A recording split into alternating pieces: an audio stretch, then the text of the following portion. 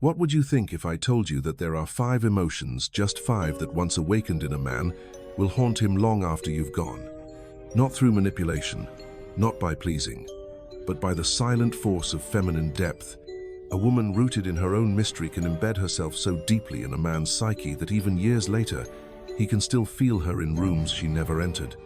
He can crave her voice in the middle of someone else's laughter. He can miss her without knowing exactly what it is he's missing. Because when a man is truly moved, it's not by her body, it's by her presence, her absence, her contradictions, her spiritual stillness in a world that demands noise. Her refusal to chase, to explain, to cling. It's the woman who stays centered in herself, who knows how to disappear while remaining unforgettable. Carl Jung understood this energy. He called it the anima, the inner feminine image that lives inside every man. And when a real woman matches the texture of that unconscious image, she becomes more than flesh and blood. She becomes a mirror to his soul, and also a confrontation with everything he repressed. She becomes both comfort and chaos. This is the paradox of feminine power. The more you release your need to be seen, the more he sees you everywhere. Not in shallow glances, but in the very architecture of his emotional life. Because the first feeling you trigger longing isn't about availability. It's about elusiveness, emotional elusiveness, the kind that arises when your spirit is near, but never needy. When you touch his world, but never collapse into it. That longing is the root of obsession, the ache of something unfinished. And nothing haunts a man more than a woman he couldn't fully possess, not physically, but spiritually. Then comes the second feeling, awe. Not admiration, not infatuation. Awe. It's when your silence teaches more than your words. When your standards say more than your sacrifices ever could. He sees you not as a puzzle to solve, but as a mystery to protect on that elevates him just by being near you. You awaken the archetype of the sacred feminine in his psyche, and it humbles him. You become a moment of grace in his otherwise transactional world. And the third feeling, disruption. You don't just enter his life. You rearrange the architecture of his emotional defenses. You reflect his ego back to him. Not by arguing, but simply by being. You become the mirror he didn't ask for. And in that mirror, he sees the boy trying to wear a man's mask. His projections, his wounds, his false bravado, they all come undone. And though he may resist it, he will never forget the woman who first made him feel. But here's where most women get lost. They try to hold on at this point. They chase, explain, overextend, and the power dissolves. Because the fourth feeling is absence. Your ability to walk away, not in punishment, but in principle. When you detach, not out of fear, but out of sovereignty, he feels it not as rejection, but as a void, a sacred emptiness. And that void becomes a doorway into his own emotional evolution. The final feeling, that one will save. Because it's not something you do, it's something you become. And it's the rarest of all. Few women ever get there, not because they can't, but because they trade mystery for control, divinity for validation. But if you can hold this emotional sequence not like a game, but like a truth, you will become unforgettable. Not for what you gave him, but for what you awoke in him, what you mirrored, what you released. He will never replace that. He might try, he might distract, he might even marry someone else. But in quiet moments, when the world dims and the masks fall away, he will feel you and wonder why he ever let you go. The woman who ignites these 5 emotional depths in a man doesn't beg to stay. She knows that her presence lingers longer than her physical touch ever could. She becomes a sensation, not a memory, a rhythm, not a story. He will carry her like a haunting melody that no other can replace, because it was never about her doing, it was always about her being. The fourth feeling she evokes, absence, isn't merely space. It is the echo of presence once deeply felt. It is the stillness that follows an emotional storm. It's not a silence born from punishment, but a silence that says, I am not here to perform. And that absence, if rooted in power, becomes his undoing. Because absence from an emotionally shallow woman is just relief. But absence from a woman of depth, that's withdrawal, that's famine. That's a man facing his own emotional malnutrition, realizing he feasted on illusions, and now the only woman who ever truly nourished him is gone. This woman doesn't leave a trail of arguments. She leaves a vibration, one he feels in rooms he once entered with pride, now echoing with her dignity, a quiet that speaks louder than words, a stillness that reminds him of what he didn't protect, a space that humbles his ego. Her withdrawal is not to punish, but to protect.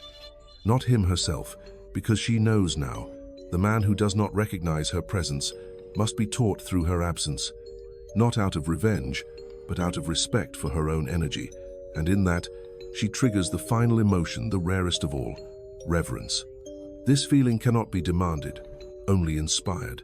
It rises not when a man is impressed, but when he is moved, when he no longer sees her as a possession, but as a portal into himself, into the divine feminine, into a better version of who he is. Reverence is what happens when a man feels safe enough to dissolve the ego and compelled enough to rise above it. But not all men reach this stage, only the ones who are ready. And this is where many women falter, trying to be remembered by those who were never meant to remember, trying to be the one for men who barely know themselves, trying to earn loyalty by abandoning mystery. It doesn't work, because mystery is not confusion. It is coherence at a frequency not everyone can hear. And the woman who embodies this doesn't ask, "Will he come back?" She asks, "Did I remain true to myself?" For when a woman honors her own soul above his approval, when she allows his reaction to mirror his evolution or lack thereof, she becomes untouchable. Not because she plays games, but because she no longer participates in them. Her presence was his invitation to rise. Her absence is the lesson that remains. And perhaps the deepest irony is this: she did not set out to make herself unforgettable. She simply became fully herself.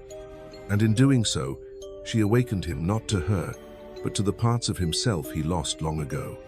That is the rarest woman. The muse who arrives without warning. The mirror who vanishes without bitterness. The storm and the silence. The lesson and the longing. The ache he can't unfeel. And when you become her, not perform her, but embody her, you will never worry about being replaced again. Because the man who truly felt you will never find that feeling in another. The final act of feminine power is not seduction, it is sovereignty. The woman who triggers these 5 elemental feelings, admiration, vulnerability, safety, absence, and reverence, does not chase, control, or convince. She does not perform softness to manipulate, nor weaponize independence to punish. Her energy is not reactive, it is radiant. She does not shine for validation. She emits because it is her nature. Her sovereignty comes from her inner alignment, not from external approval. And this is what confuses so many men. They are used to women needing something: attention, confirmation, status. But when they meet her, she needs nothing. She may want, feel, desire, but none of these things alter her core. She becomes a paradox in his psyche, soft yet unshakable, open yet unreachable. And in this paradox, his masculine edges are exposed. The parts of him that once controlled with charm or withdrawal now find no purchase. The old patterns fail, the games lose their power. And so, he is left only with his truth laid bare in the presence of a woman who no longer seeks to fix, chase, or fill. This is where transformation happens, not in the man, but in you. You stop trying to earn worth and begin to embody it. You realize that your energy is not a lure, it is a lighthouse. You are not here to convince anyone to value you. You are here to illuminate what value feels like. And those who are aligned with your frequency will come not out of desperation, but recognition. The work, then, is not in understanding men, but in understanding yourself. What within you still seeks validation in his confusion? What wounds are triggered by his absence? What parts of your psyche believe you are only worthy if you are desired? This is the terrain of the shadow, the part of you that says, "If I'm not chosen, I must not be enough." And this is the wound that Carl Jung knew so well. Because until you meet this shadow, until you look her in the eyes and say, "You do not own me anymore," you will confuse attention for love and sacrifice for value. But when you do the work not to become more desirable, but to become more whole, you'll no longer fear being forgotten. Because wholeness is magnetic in a way beauty never will be. It is rare, dangerous, unforgettable. You will be remembered not because you said the right things, but because you made him feel the right things, things he didn't even know he was capable of feeling. Not because you fulfilled a fantasy, but because you mirrored his truth. Not because you belong to him, but because you belong to yourself. And that, woman, is the essence of irreplaceability. It is not being the best, it is being the most you, the most undiluted, unperforming, unshaken embodiment of your own emotional frequency. That's what lingers in a man's psyche long after the beauty fades, the silence falls, the years pass. And then, there's the fourth feeling, reverence. A man may desire many, pursue countless, and speak sweet words to those he barely knows.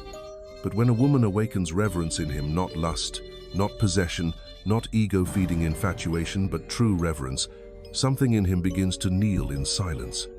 This kind of woman is not loud. She doesn't demand his awe, she draws it naturally, through a stillness that cannot be manipulated. He watches her as if watching a rare flame, knowing that if he mishandles her, the light could vanish, and he would never be able to explain why it mattered so much. This is the kind of woman who walks into his psyche like a myth, a soul he doesn't just want to touch, but protect. Not because she is fragile, but because she is sacred.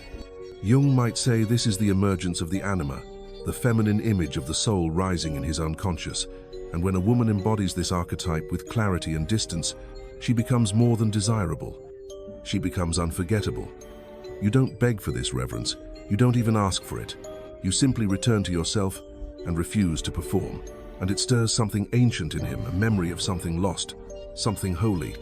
The fifth feeling, fear not the kind that harms, but the kind that humbles.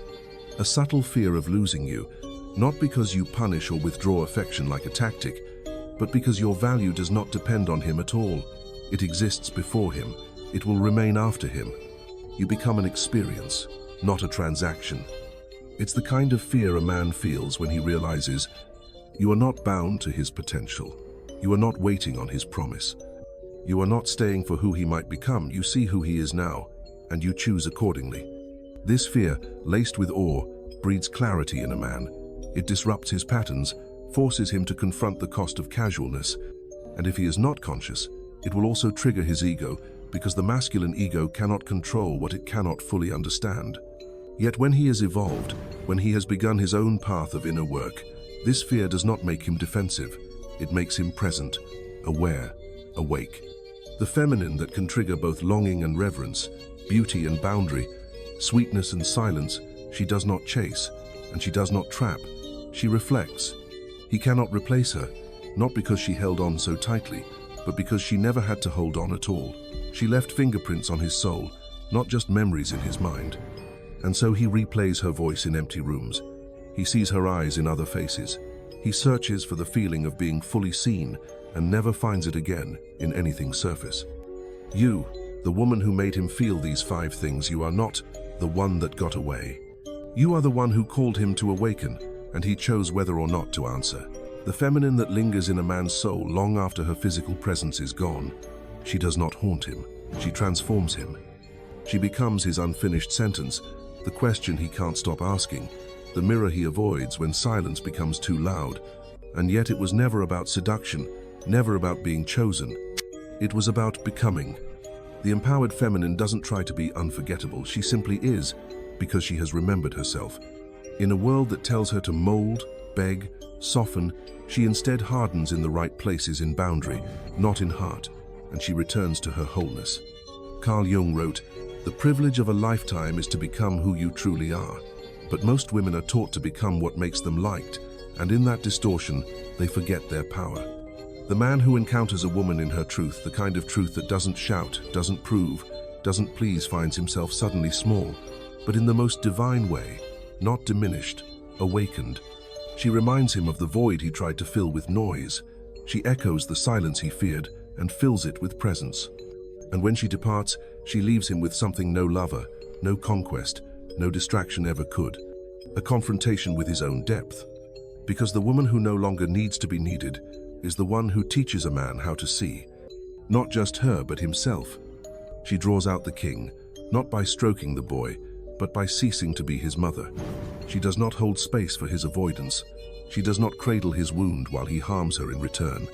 She holds a mirror and disappears when he breaks it.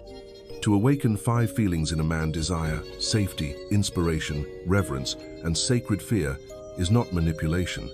It is the art of emotional sovereignty, the mastery of your energy, the refusal to abandon yourself just to be kept. This kind of woman is not just rare, she is mythic, archetypal. She exists in every man's unconscious, waiting to be known. And when she walks through his life as a real force, he either rises or retreats. But he never forgets. And you who are listening, are not meant to be remembered because you were convenient. You are meant to be remembered because you were true, because you never handed him your soul and begged for love in return. You were not a fantasy. You were a mirror. You didn't make him feel high, you made him feel human. And that is why he cannot replace you. The woman who evokes these 5 feelings in a man leaves behind no trace, only transformation. She doesn't cling, she doesn't beg, she doesn't perform the desperate dance of insecurity masked as affection. She moves with silence that pierces louder than screams, and detachment that speaks louder than obsession. She lives in rhythm with the unseen. Her soul no longer seeks proof of her worth in his attention, because she has met the dark corridors of her own psyche and walked through them unescorted. Shadow work didn't make her soft, it made her sacred. It burned away the parts of her that once sought rescue and sculpted her into a woman who doesn't need a man to choose her, because she chooses. She chooses peace over chaos, depth over surface, mystery over predictability. She does not trade her sovereignty for a moment of validation, and it is that which ignites something ancient in him.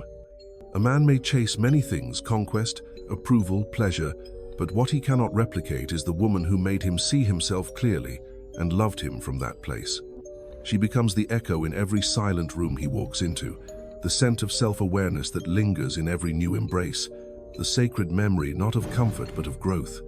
He remembers the woman who never tried to win him, who stood still in her own truth while the world told her to run. He remembers the moment he felt fully seen, not for the mask he wore, but for the man buried underneath.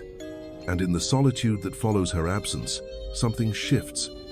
Not all men will rise to meet the space she opened. Some will shrink, some will numb, some will find softer illusions. But others, the ones who are ready, will awaken. Not to chase her, but to meet themselves fully. Because that is the divine feminine's final act, not to be kept, but to initiate. She is not his possession. She is the storm that baptized his soul, the stillness that reminded him he was more than his ego, the silence that broke his armor. And when he remembers her years later, maybe lifetimes later, he won't recall what she wore, what she said, or how she smiled. He'll remember how he felt in her presence, like he was finally becoming something worthy of his own respect. This is not the woman you find in everyone. This is the woman who finds herself. And in doing so, she becomes unforgettable, not because she tried to be, but because she was never replaceable to begin with. The woman who knows her worth doesn't chase, she chooses.